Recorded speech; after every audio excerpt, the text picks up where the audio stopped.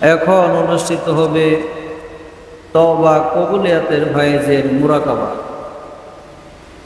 আপনারা যারা মসজিদের বাহিরে আছেন দয়া করে মসজিদের ভিতরে চলে আসুন, আদব ভক্তি মহব্বতের সাথে বসুন। রাসূল আকরাম সাল্লাল্লাহু আলাইহি ওয়াসাল্লাম ইরশাদ করেছেন, আত-তাফাক্কুরু সাআতান খায়রুম মিন ইবাদাতি সিত্তিনা সানাতান। রাসূল পাক সাল্লাল্লাহু আলাইহি ওয়াসাল্লাম ইরশাদ করেছেন, যে ব্যক্তি 1 ঘন্টা মুরাকাবা করবে, 1 ঘন্টা ধ্যান বা মুরাকাবা করলে 60 বছর নফল ইবাদতের চাইতেও বেশি ফজিলত পাবে।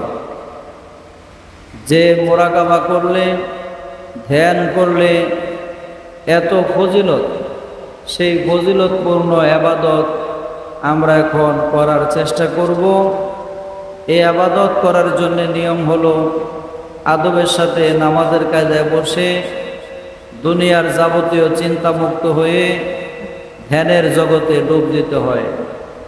ধ্যানের জগতে গিয়ে, কল্পনার জগতে গিয়ে মুর্শিদ কাবলাজানের মাধ্যমে রাসূল এবং আল্লাহকে খুঁজে বাহির করতে হয়। আসুন তওবা কবুলিয়াতের ভাইজের মুরাকাবা করি। সকলেই জাহিরি চক্ষু বন্ধ করে আমরা সকলেই মুরাকাবায় বসে যাই।